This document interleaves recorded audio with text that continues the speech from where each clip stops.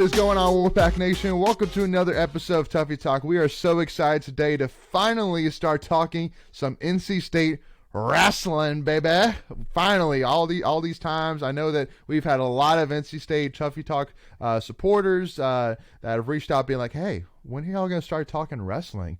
Well, here we go, finally. To be honest, I'll be honest and say I wanted to see one match first just to kind of get a better idea of, what the starting lineup is going to be like, see, what some of these new guys are going to look like. And now we got that taste, and now you got basically a 2-month break, before your next home match. You got some tournament stuff, which we'll get into.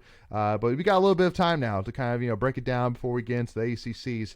We're joined today here by Robbie Wendell with Intermat Wrestling to help us break it down here. Robbie, thank you so much for joining us today, my friend. Absolutely. Appreciate you having me on. Absolutely. So with that being said, again, obviously NC State Wrestling has absolutely been a team that not only I feel like has gotten better and better every single year, but also it's been getting more and more fan support every single year.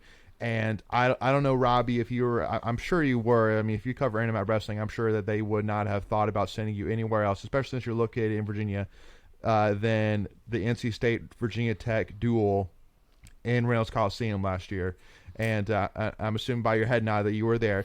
And the one thing which I do gotta say is that I'm sure you've covered a lot of teams. I'm sure you've covered a lot of matches. But to me, specifically when Hayden beat Mackay, but just that whole match in general, I've never been in an environment as intense, as electric, as crazy as that match was. But specifically after Hayden beat Mackay, that was just unforgettable. I'll honestly never forget the moment, watching Hayden, look at the crowd and do, the slow raise the roof to the crowd, and just the fans were going just absolutely bonkers, and rightfully so. I mean, give us your thoughts. I mean, would you agree with my comment in terms of, that environment is right up there with any environment in not only just wrestling, but college sports in general? It was insane.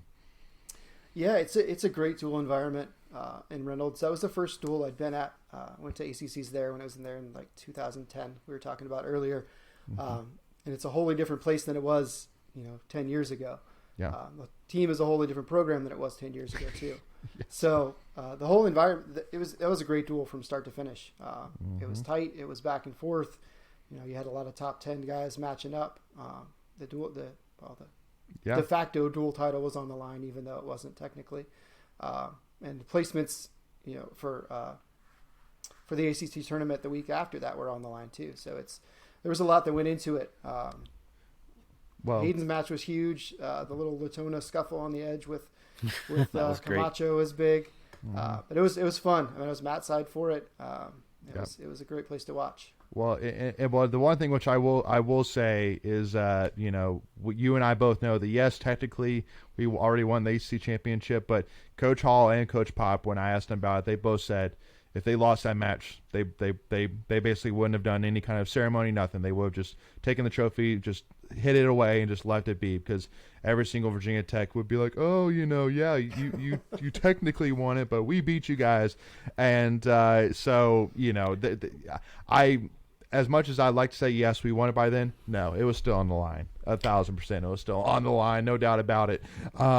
But and you bring up a good point, though, because they didn't bring the trophy out until after the match was done. No. Right. They kept it hidden, and then it just made a miraculous appearance. Exactly. So, heck no. Yeah. So the one thing which I do want to ask you, Robbie, for sure, obviously talking a little bit about Hayden there, one of the big pieces of news that, happened out of nowhere that I think pretty much all in-state wrestling fans were actually pretty shocked by.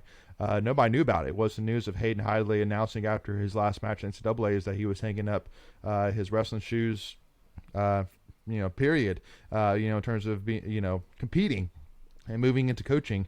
How shocked were you by that news? Not super shocked. He wasn't, I don't think, super focused on the freestyle circuit. It wasn't his best fit. And if you don't have that desire to really go full bore, at that level, it's not worth the investment. And he, is in a good place here in Raleigh and with the program and the role that he's taking on now is a great fit for him, both personally and professionally. I think it fits his personality really well.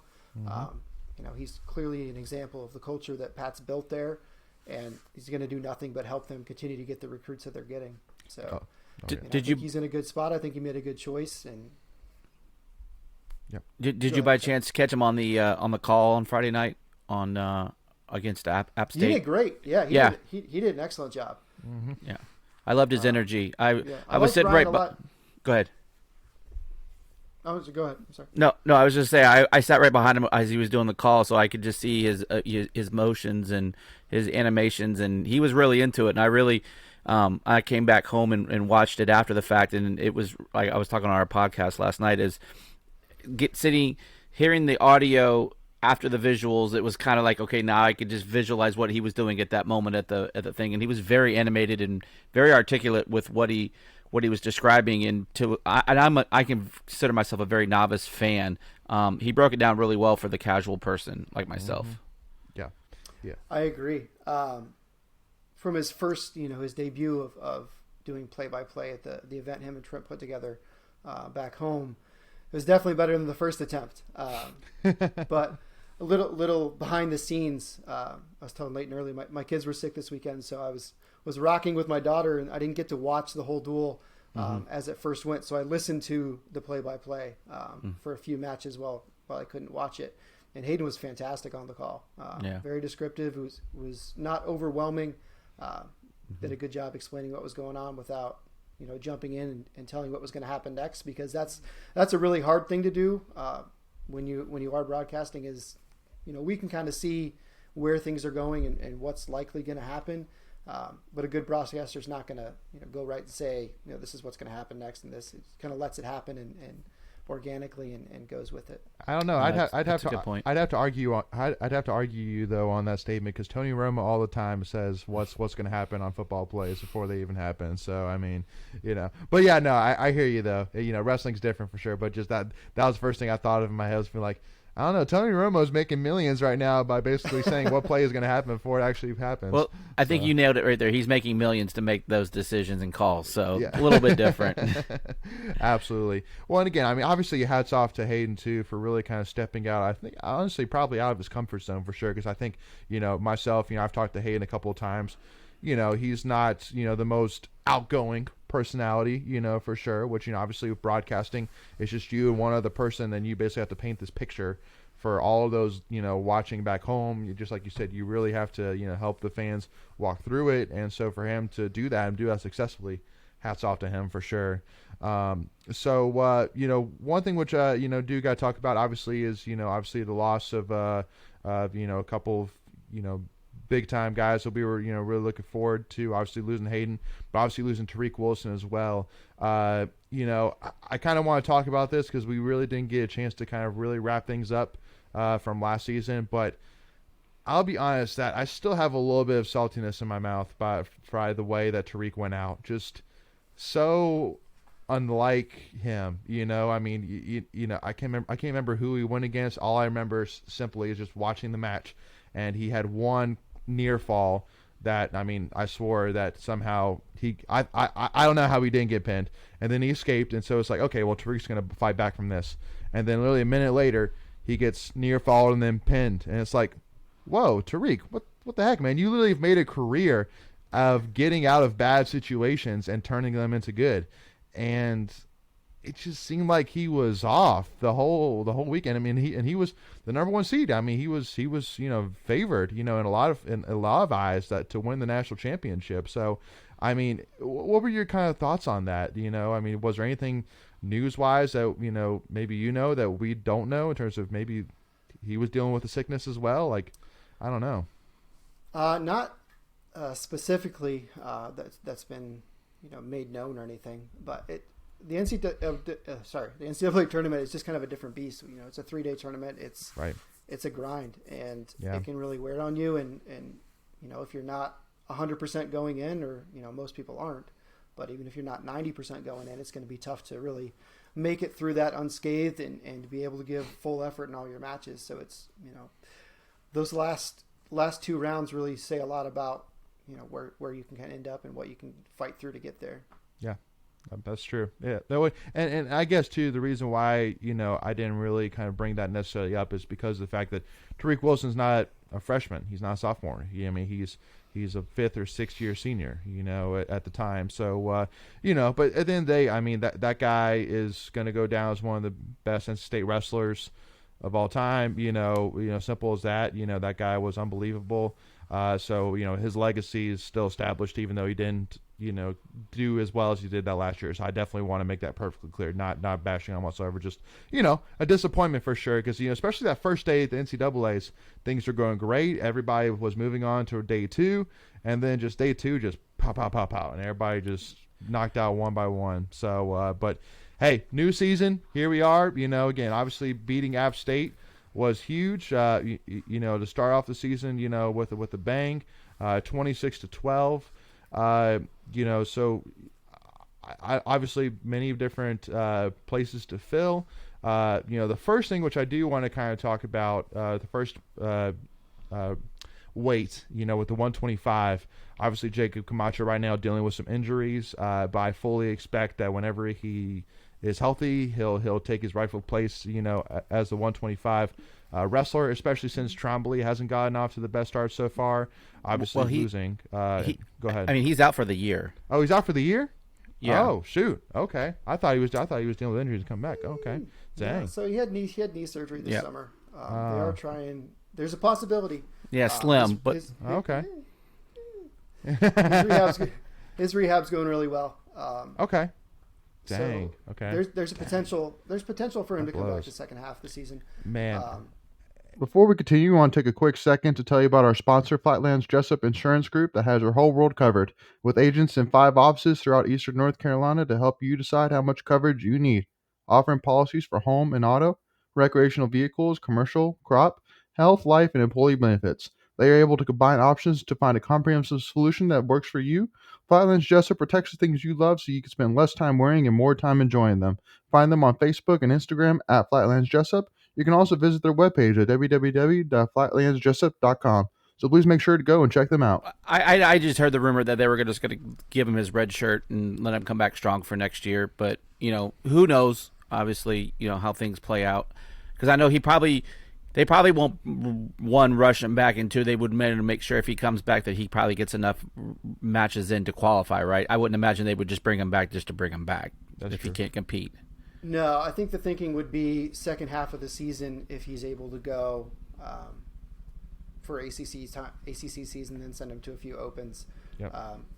I think there's a lot of variables in that. Sure. He's got to be 100% for Right. it to be worthwhile for him. But then is it going to be worthwhile for the team? Is it going to be, a big upgrade over what Trombley's able to do? Is it going to matter in terms of winning the ACC or placing in NCAAs? And those are the things that Pat and Adam are really kind of considering when they're talking about whether they're going to bring it back or not. That makes sense. Well, hey, learn something new. Thank you all for bringing that to my attention, for sure. That's some inside stuff right there. Well, I'll tell you this right now. Probably the one person that's probably the most disappointed about that news is not even somebody that's wearing red and white. It's somebody named Sam Latona. Yeah, maybe someone from Blacksburg. Yeah, I think he's probably the most disappointed. To not get that revenge. Hey, Camacho's got him last. Well, Latona's up at 133 this year. Oh, so he bumped up. Tech's got a battle going on right now. Eddie Ventresca's got the spot right now, and then Cooper Flynn's kind of going back and forth. Okay. Ventresca's beat him 4 in a row. So, but they're all 1-point matches. So they've got a good option there. Yeah. Latona's up at 33. Dang. So. See, that's another reason why it's tough to cover wrestling, because there's always movement. It's not like you ever see a defensive tackle move to linebacker. It's like they're always generally going to be in the same spot. But wrestling, it's always moving, and you got to keep up with it for sure. So yeah, okay. So then, Jake, so Trombley. So let's talk about him then. Obviously, disappointing loss, losing to Caleb Smith at App State 3-2. I know I wasn't there actually at the match. I know Greg was. I knew my parents were, and they were filling me in afterwards saying that they saw Popolizio giving Trombley some words. Obviously after the match, and rightfully so. I mean, again, Jared Trombley is a guy that is experienced. Obviously, he's most well known. 2 or 3 years ago of getting the pin against Virginia Tech to put the dual championship in good hands, and hasn't really done much since. Obviously, competed last year with Kai Arini, but then lost his spot to Kai.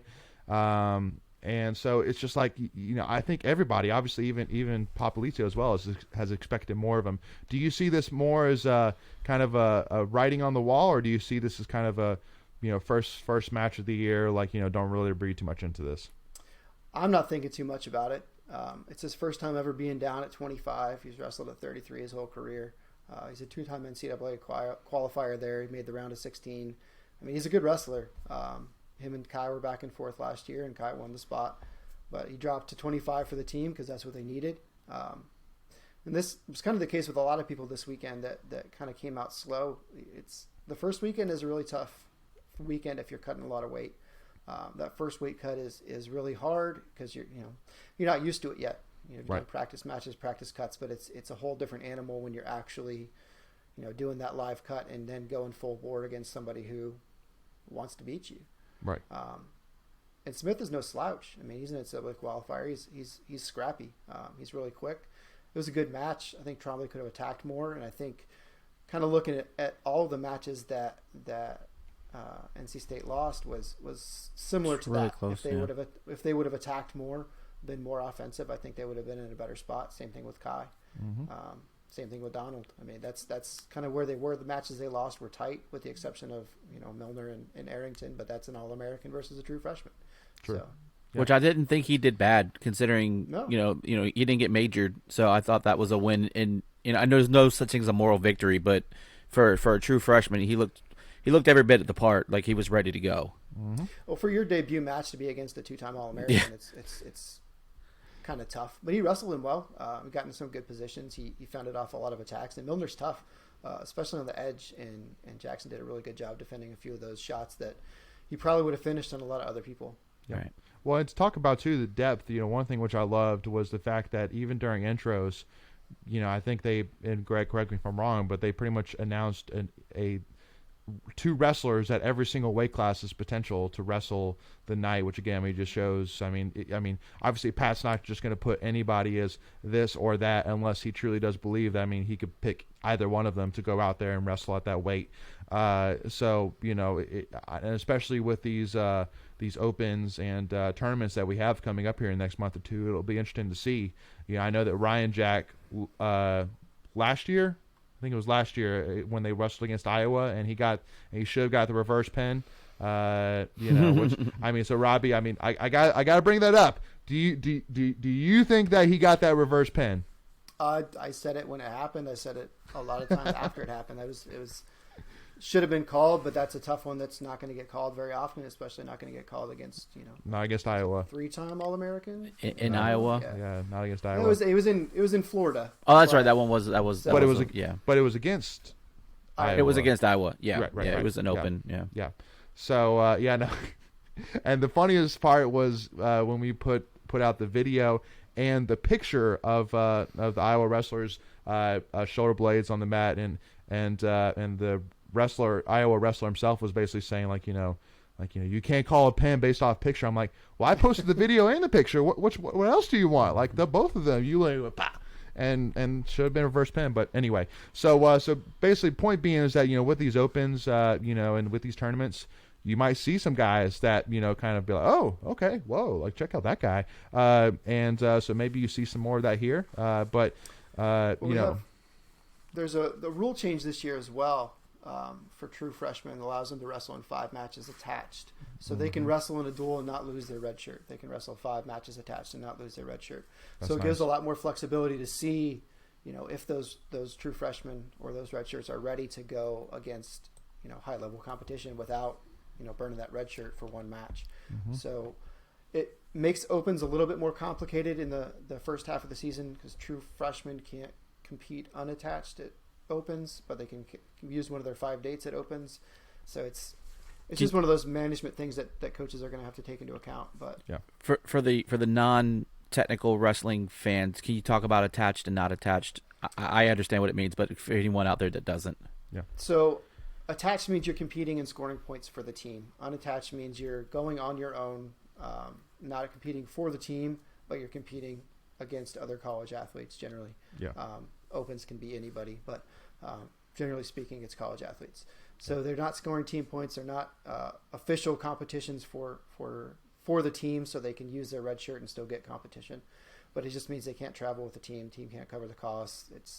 There's a lot of weird liability things that go into it, which is part really of the reason weird. Wrestling is a weird sport. Like the way they operate, because I learned a lot of this last year when we went to a NC State fundraiser, and they have the RTC there that kind of helps do that stuff unofficially, officially, and it's very convoluted. And for your, like I said, for your average casual fan, it can be very complex to try to figure that out. So I've been learning a lot of that on the fly, but definitely thank you for explaining that. Yeah. Mm-hmm.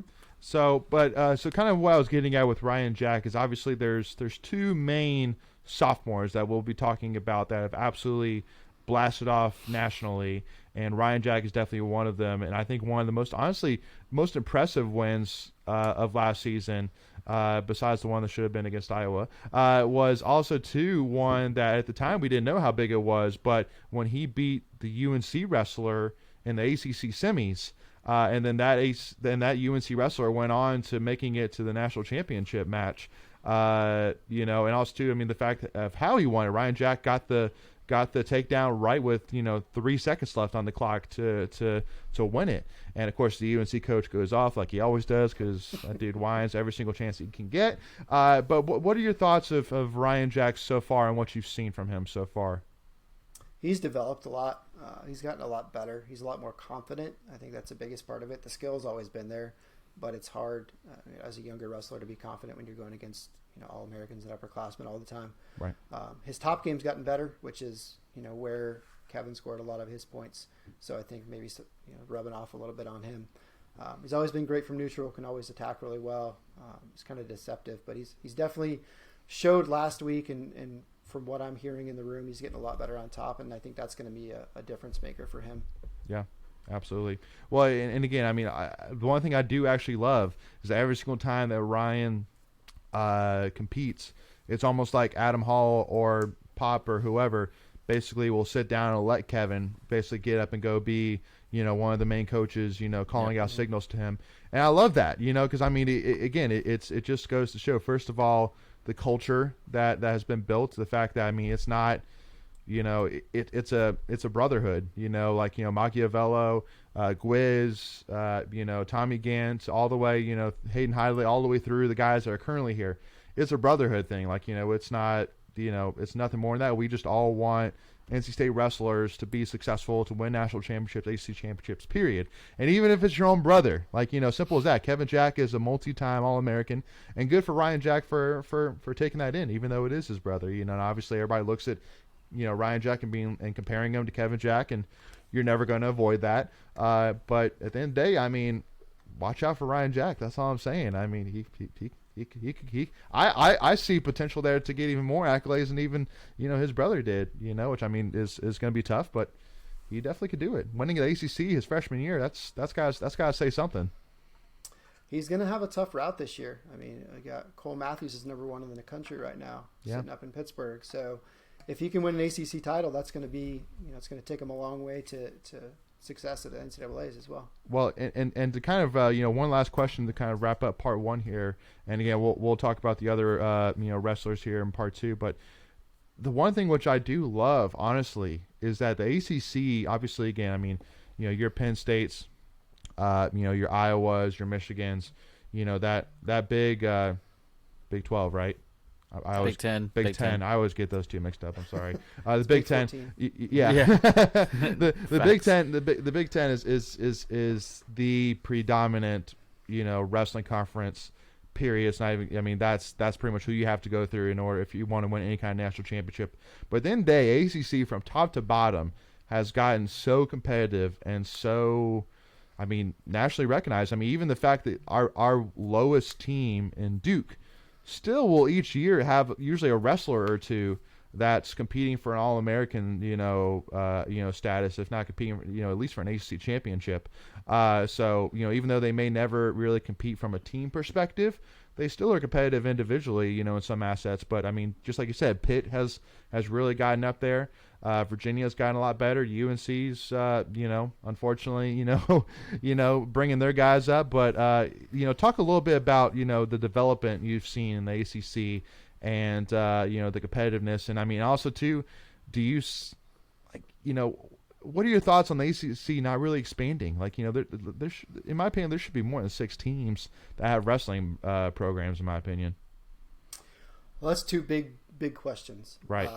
Yeah. So let's address the expansion first. Yeah. I have no idea. It's nationwide why we're not adding more. Mm-hmm. I mean, we are adding programs here and there, which is a reversal from what it's been for the last 20 years with us hemorrhaging programs after Title IX came into play, and that was the reaction from a lot of administrations and their way of equaling things out. It was an easy program. It's an easy program to cut. Yeah, get you a lot of numbers out without really impacting your bottom line because it's not an expensive sport. So, so I don't know. There's not a really good answer as to why they don't. A lot of the programs have success in the past. Clemson's had national champions. Syracuse has had national champions. That's the one for me that surprises me. Like when I started following wrestling, I was like, wait, Syracuse doesn't have, like, New York is known for their wrestling. Like, that's a great wrestling state. Anyway, that one shocked me. I didn't get that one. And if we could expand a program down into Florida, I mean, that's untapped. I mean, there's so many good wrestlers coming from Georgia and Florida right now, and there's no programs down there, no Division I programs. Let me say that. There are D2, D3, and NAIA schools, but if we could get a D1 program down there, and we have options in the ACC down that way, why can't we add and expand down there? It would make my travel a lot harder if we added Syracuse and Florida State, but I'm not going to turn down going to Florida in January either. So it's not a bad place. It's not a bad place to go. No, I mean, I take it, but that's the short answer. I don't know why. There's not a really good reason. Administrators don't want to pay money for sports that aren't football and baseball or basketball generally. So yeah, they're not money makers. So there's more red than black for those schools. So and like I think to your point too, like you just mentioned, if you do expand to Florida and New York, your travel budgets are going to go out through as well. So those schools know that they don't have any programs near them to kind of latch onto to help defer some of those costs. That's true. Well, that's good though with the ACC. You're not, right now you're looking at 4-5 weeks of competition. So even if you add a couple more teams, that doesn't necessarily mean you're going to hit all of them. Right. You're already going to have to travel down to North Carolina at least once. There's 3 teams down here, right? So no matter what your rotation is with that, like Pittsburgh's rotation, they traveled down back-to-back weekends to North Carolina last year. They only have to go down once this year, and that's the longest trip they're going to make. But there's no reason that a schedule couldn't be made to balance that out. And there's enough teams up in New York and Pennsylvania and New England that the whole EIWA is up there. So why not? There's options outside of the conference for competition, and the majority of your competition is not in conference in wrestling. So sure, and that's a weird one too for me.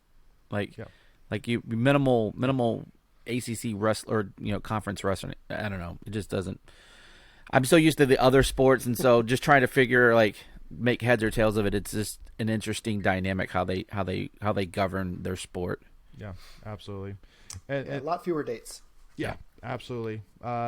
So with that being said, again, so we're going to take a pause in part 1 right there. If you want to see part 2, as much as we would love to release it publicly, we're going to actually limit it to our members only. If you are not already a Tuffy Talk channel member, all you have to do is, again, sign up for only $1.99 a month to get access to exclusive Tuffy Talk content, including part 2, but including our interviews with Jarkel Joyner, our part 2 of our interview with Lacey Steele, our 2020 class 2023 women's basketball top 60 player commit.